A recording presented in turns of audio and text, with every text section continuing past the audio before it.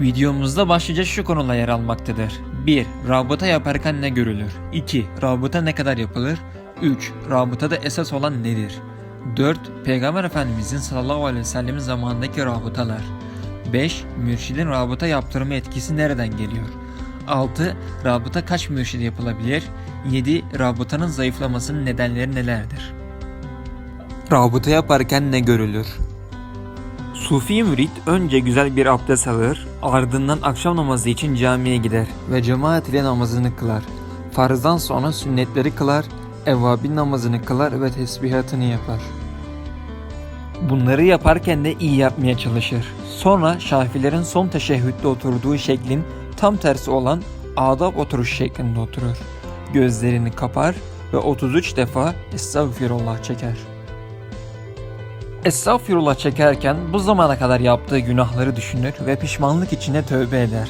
Yapılan ibadetten azami miktarda fayda almak için temiz başlamak ister ve 33 Estağfirullah'ı güzel ve kalpten çeker. Sonra mürşidin yüksek bir tahta oturduğunu ve Allah'ın tecelli ettiği nurun mürşidinin vesilesiyle iki kaşının ortasından çıktığını ve direkt kalbine girdiğini düşünür.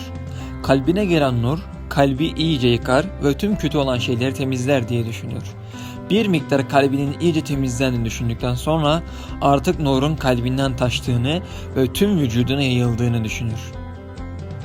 Bu nurların tüm bedenini kapladığını ve kendisinin anadan doğma pak bir şekilde temizliğe girdiğini düşünür. Rabıta ne kadar yapılır? Kalbin nurlanması ve nurun tüm vücuda yayılması şeklinde iki aşama vardır. Bu şekilde sufi rabıtasını en az 10-15 dakika aralığında yapar.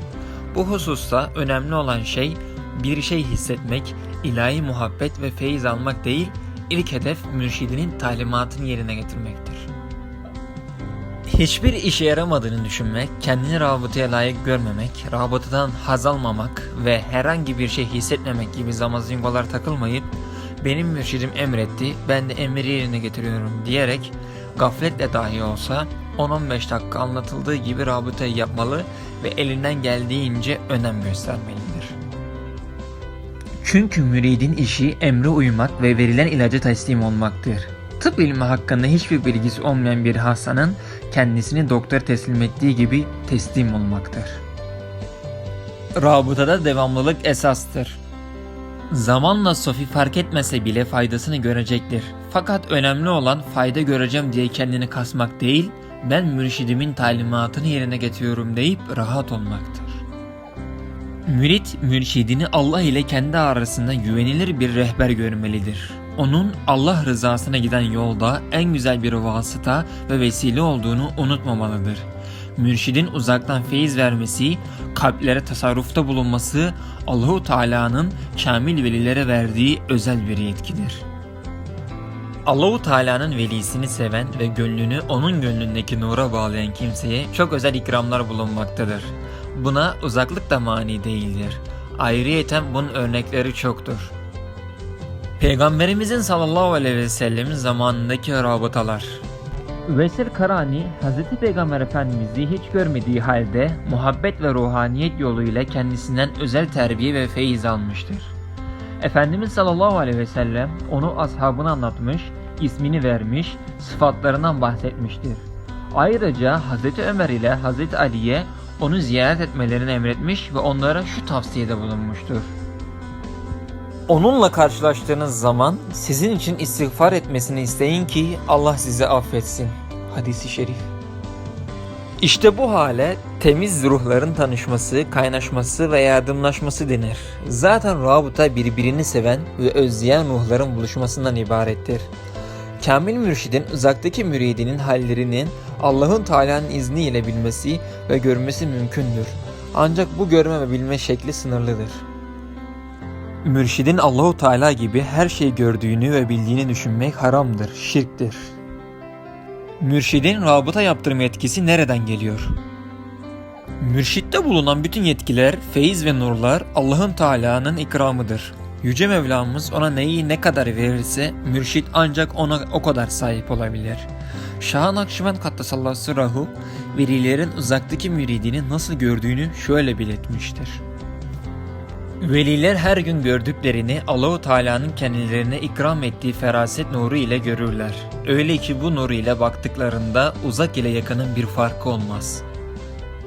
Kamil mürşidin sahip olduğu yüksek ahlak, feyiz ve nurlar onun ruhaniyetinden ayrılmaz. Bu ruhaniyet zaman ve mekan ile bağımlı ve sınırlı değildir. Allahu Teala dilediği kullarını bu ruhaniyet yoluyla pek çok faydalara ulaştırır. İmam Rabbani'nin belirttiği gibi bu faydadan bazen mürşidin de haberi olmayabilir.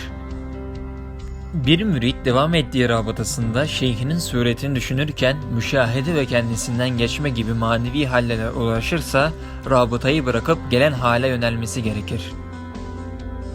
Bir keresinde Şah-ı Nakşibend Kaddesallahu Sirruhu Hazretlerinin müritlerinden birisi huzuruna rabıta yapıyordu. Bir ara müritteki manevi hal zuhur etti. Fakat mürit hala rabıta ile meşgul olmaya çalışıyordu. Şah-ı Nakşibend Kaddesallahu Sirruhu durumu fark etti. Müride hitaben "Bana rabıta yapmayı bırak, sana gelen hale yönel" diye uyardı. Mürit bir vasıta olmadan Cenab-ı Hak'tan ilim ve feyiz alma gücüne ulaşamadıkça daima rabıtaya muhtaçtır.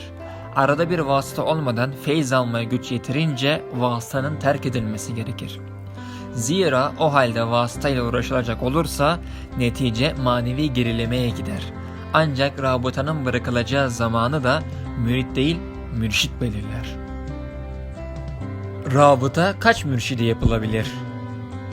Mürşidin sağlığında ondan başkasına rabıta edilmez. Bu iş ortaklık kabul etmez. Rabıtayı vasıta olmaktan çıkarıp gaye haline getirmek de yanlıştır. Rabıtadan maksat mürşidi düşünmek değil, onda tecelli eden ilahi nur ve rahmeti seyredip Yüce Allahu Teala'yı zikretmektir. Vesilelerin maksat kabul edilmeleri doğru değildir. Rabıtanın zayıflamasının nedenleri.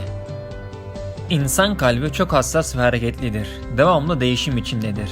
Mürşide her zaman aynı derecede uyanık ve sevgi içinde rabıta yapılamayabilir. Bazen rabıta bozulur, zayıflar ve etkisini iyice azaltır. Günahlara dalmak, farzları terk etmek, velilere itiraz ve düşmanlık yapan kimselerle oturup kalkmak ve onlara kulak vermek rabıtayı zayıflatan nedenlerin başlıcalarıdır. Rabıtayı zayıflatacak durumlardan sakınılmalıdır. Özellikle edebi az, itirazı çok münkirlerden kaçınılmalıdır. Edepli, muhabbetli ve Allah dostlarıyla rabıtası kuvvetli salih insanlarla beraber oturup kalkılmalıdır. Her şeyden önemlisi kalbini dininde ve sevdiği hallerde sabit tutmak için Yüce Allah-u Teala'ya sürekli dua edilmelidir.